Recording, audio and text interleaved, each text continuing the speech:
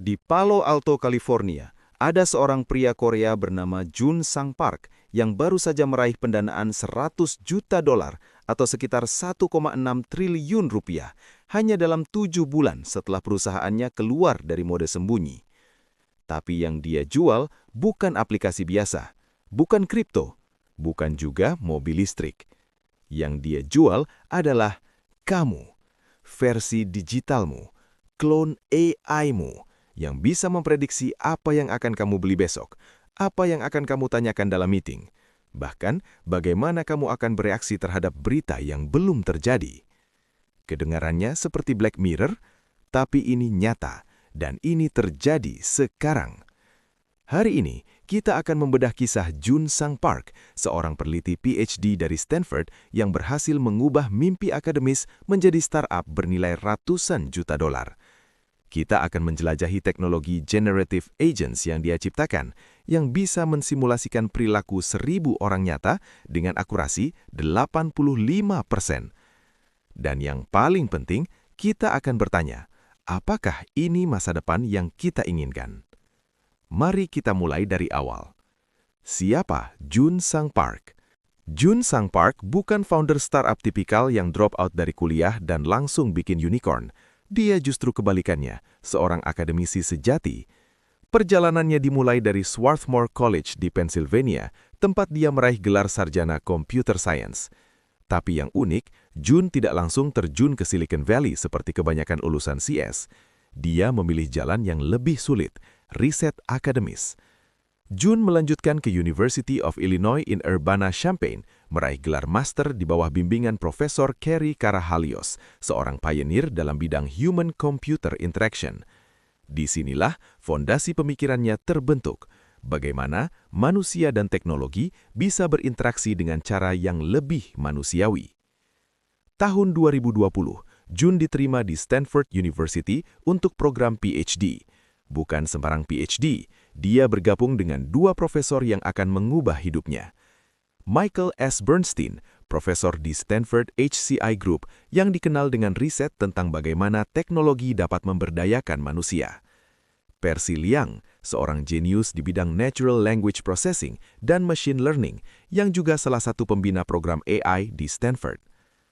Kombinasi HCI dan NLP ini yang membuat Jun unik. Dia tidak hanya ingin membuat AI yang pintar, tapi AI yang memahami manusia. Selama masa PhD-nya, Jun meraih berbagai penghargaan prestisius. Microsoft Research PhD Fellowship 2022, beasiswa yang hanya diberikan ke segelintir peneliti AI terbaik di dunia. Stanford School of Engineering Fellowship 2021, Siebel Scholar Award 2019, penghargaan untuk mahasiswa terbaik di bidang sains dan teknologi. Dan karya akademisnya luar biasa.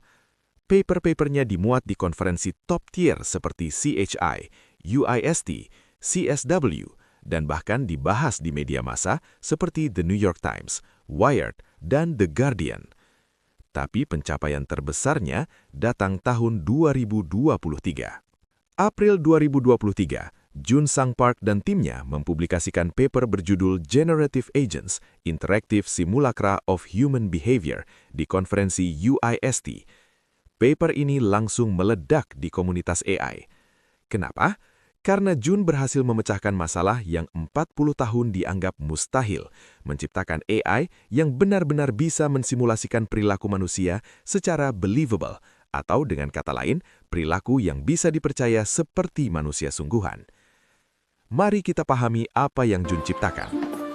Bayangkan game The Sims, game simulasi kehidupan di mana kamu mengontrol karakter virtual yang hidup, bekerja, dan berinteraksi, tapi kamu tidak kontrol. Mereka punya kehidupan sendiri. Mereka bangun pagi, masak sarapan, pergi kerja, ngobrol dengan tetangga, bahkan merencanakan pesta tanpa instruksi dari siapapun. Itulah Smallville, lingkungan virtual yang Jun ciptakan dihuni oleh 25 generative agents. Eksperimen paling terkenal, eksperimen tanpa pemrograman tambahan. Peneliti memberitahu salah satu agen, sebut saja Isabella, bahwa dia ingin mengadakan pesta Valentine. Itu saja, satu instruksi sederhana. Apa yang terjadi selanjutnya? Tanpa pemrograman tambahan, Isabella I'm mulai planning a mengundang Valentine's Day teman-temannya party dalam at 2 Hobbs hari Cafe on berikutnya. February Agen 14th lain yang from diundang 5 mulai p.m. to bersiap. 7 Ada p.m. yang membeli pakaian, ada yang mencari pasangan. Beberapa agen bahkan mengajak agen lain untuk datang bersama sebagai date. Hari H, mereka semua datang ke tempat yang tepat di waktu yang tepat, dan mereka berinteraksi secara natural, ngobrol, bercanda, bahkan ada yang kanggung karena first date. Semua ini terjadi secara organik, tidak diskrip, tidak diprogram satu persatu. Bagaimana ini mungkin? June mengembangkan arsitektur AI yang terdiri dari 3 komponen kunci. 1. Memory stream. Seperti memori manusia, agen menyimpan semua pengalaman mereka dalam bahasa natural, tidak hanya fakta kering, tapi pengalaman lengkap dengan konteks emosional. 2. Reflection. Agen tidak hanya mengingat, tapi juga merefleksikan pengalaman mereka untuk membentuk pemahaman yang lebih dalam, seperti manusia yang belajar dari pengalaman. Ketiga, planning. Berdasarkan memori dan refleksi, agen membuat rencana untuk masa depan. Apa yang akan mereka lakukan besok, minggu depan. Kombinasi ketiga ini menciptakan kontinuitas yang membuat agen terasa hidup. Paper ini tidak hanya viral, tapi meraih Best Paper Award di UIST 2023, salah satu penghargaan paling prestisius di bidang Human-Computer Interaction. Tapi June tidak berhenti di situ. November 2024, dia mempublikasikan riset lanjutan yang lebih gila lagi, Generative Agent Simulations of 1,000 People. Kali ini bukan karakter fiksi, tapi simulasi dari manusia nyata. June dan timnya mewawancarai 1.052 orang tentang hidupnya, pekerjaan, keluarga, nilai-nilai, preferensi, pengalaman. Total 2.000 jam wawancara. Kemudian mereka melatih AI untuk menciptakan digital twin, kembar digital dari setiap orang. Hasilnya, digital twin ini bisa mereplikasi jawaban orang aslinya di General Social Survey dengan akurasi 85%. Sebagai perbandingan, kalau kamu diminta mengisi survei yang sama 2 minggu kemudian, akurasimu dalam menjawab pertanyaan yang sama hanya 85%. Ya, digital twin yang dibuat June seakurat manusia aslinya mengingat jawaban mereka sendiri. Ini bukan lagi simulasi, ini adalah cermin digital yang hampir sempurna. Dan investor mulai melihat potensi bisnis yang dahsyat. Setelah kesuksesan akademis yang luar biasa, June menghadapi pilihan yang dihadapi banyak peneliti, tetap di akademia atau membawa risetnya ke dunia nyata. June memilih yang kedua. Bersama 2 advisor PhD-nya, Michael Bernstein dan Percy Liang, plus 1 co-founder bernama Lainey Yellen, mereka mendirikan Simil. Misi mereka ambisius, membangun the first AI simulation of society populated by agents based on real humans. Atau dalam bahasa sederhana, menciptakan dunia virtual yang dihuni oleh klon digital dari manusia nyata yang bisa digunakan untuk memprediksi perilaku manusia dalam segala situasi. Tapi untuk apa?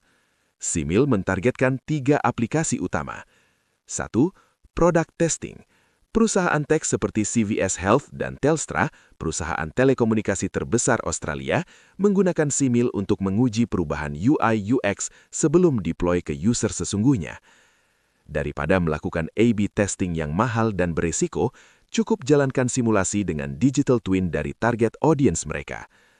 Untuk market research, startup bisa mendapatkan feedback dari eksekutif Fortune 500 tanpa perlu akses langsung ke mereka.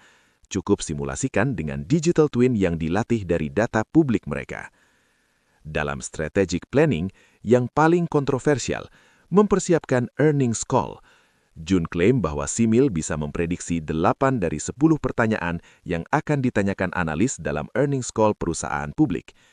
Bayangkan keuntungan strategis ini, CEO bisa mempersiapkan jawaban untuk pertanyaan yang belum ditanyakan, karena AI sudah mensimulasikan apa yang akan ditanyakan analis berdasarkan data historis dan tren pasar. Dan investor langsung tergila-gila. Februari 2026, hanya 7 bulan setelah keluar dari stealth mode, Simil mengumumkan funding $100 juta, 1,6 triliun rupiah. Siapa yang invest? Index Ventures, lead investor yang punya track record invest di Figma, Discord, Slack. Bain Capital Ventures, salah satu VC terbesar di dunia, Hanabi Capital dan A+, dan yang paling bergengsi, Fei-Fei Li dan Andre Karpati, dua legenda AI yang investasi personal mereka selalu jadi signal kuat di industri. Siapa Fei-Fei Li? Profesor Stanford yang menciptakan ImageNet, dataset yang memicu revolusi deep learning di tahun 2010-an. Dia dijuluki The Godmother of AI dan baru saja meraih funding $230 juta untuk startupnya sendiri, World Labs. Siapa Andre Karpati? Mantan Director of AI di Tesla dan founding member OpenAI, salah satu praktisi AI paling dihormati di dunia. Fakta bahwa dua orang ini invest di Simil adalah endorsement paling kuat yang bisa didapat startup AI manapun. Dan Jun, di usia 30-an, dia sudah jadi CEO startup bernilai ratusan juta dolar dengan klien Fortune 500, backed by investor terbaik di dunia. Tapi, kesuksesan ini membawa pertanyaan yang lebih besar. Sekarang, mari kita bicara yang sebenarnya. Teknologi yang Jun ciptakan ini, apakah ini berkah atau kutukan? Sisi positif. Bayangkan kita hidup di negara berkembang seperti Indonesia. Setiap kali pemerintah ingin membuat kebijakan baru, subsidi BBM, UU Kesehatan, reformasi pendidikan, mereka harus trial and error di masyarakat nyata. Dengan teknologi Simulate, kamu bisa mensimulasikan dampak kebijakan sebelum diterapkan. Kalau kita naikkan harga BBM 30%, bagaimana reaksi masyarakat kelas menengah? Kalau kita implementasikan sistem kesehatan universal, apakah rumah sakit siap? Kebijakan pendidikan model Finland, apakah cocok untuk demografi Indonesia? Semua bisa disimulasikan dulu dengan digital twins dari populasi Indonesia yang representatif. Dalam bisnis, startup tidak perlu membakar uang untuk failed product launches. Tes dulu dengan simulasi. Perusahaan retail bisa prediksi tren konsumen sebelum kompetitor. Marketing campaign bisa dioptimasi sebelum Rp1 dikeluarkan untuk iklan.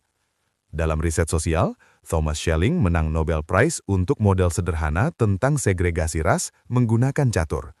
Bayangkan apa yang bisa kita pelajari dengan simulasi yang 1000 kali lebih kompleks.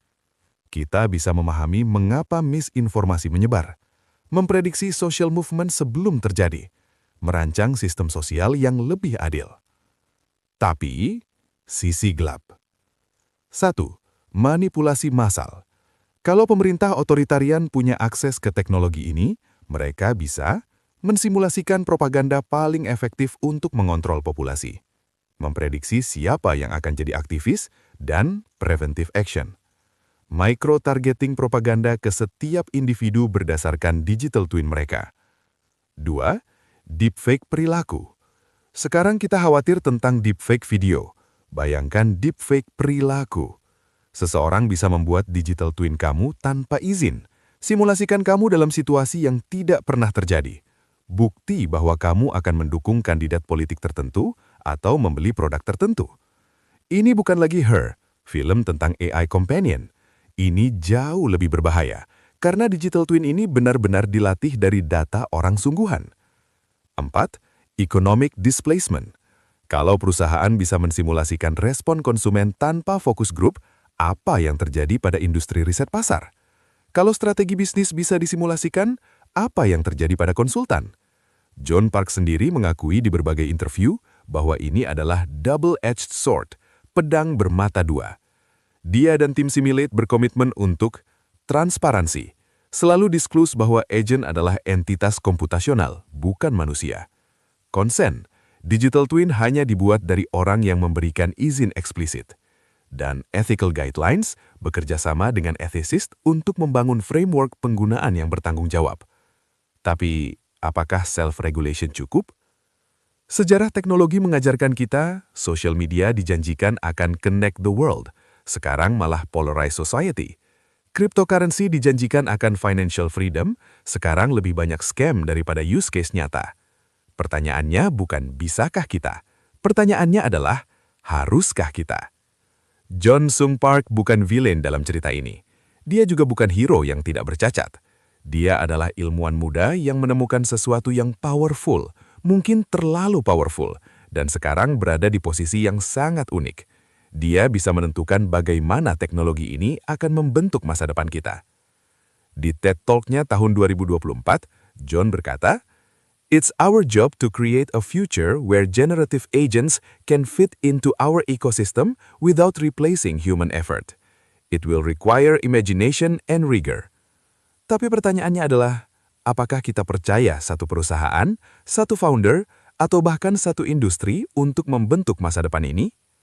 Buat kamu yang menonton ini, kamu adalah generasi yang akan hidup dengan teknologi ini. Kamu yang akan merasakan dampaknya, baik-baik atau buruk.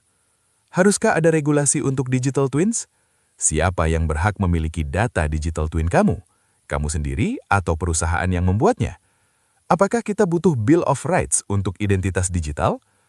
Ini bukan lagi pertanyaan filosofis. Ini adalah pertanyaan praktikal yang butuh jawaban dalam 5-10 tahun ke depan. Dan satu hal yang pasti, mau kamu siap atau tidak, mau kamu suka atau tidak, masa depan yang John Sung Park sedang bangun akan datang. Pertanyaannya adalah, apakah kita akan pasif menerimanya atau aktif membentuknya?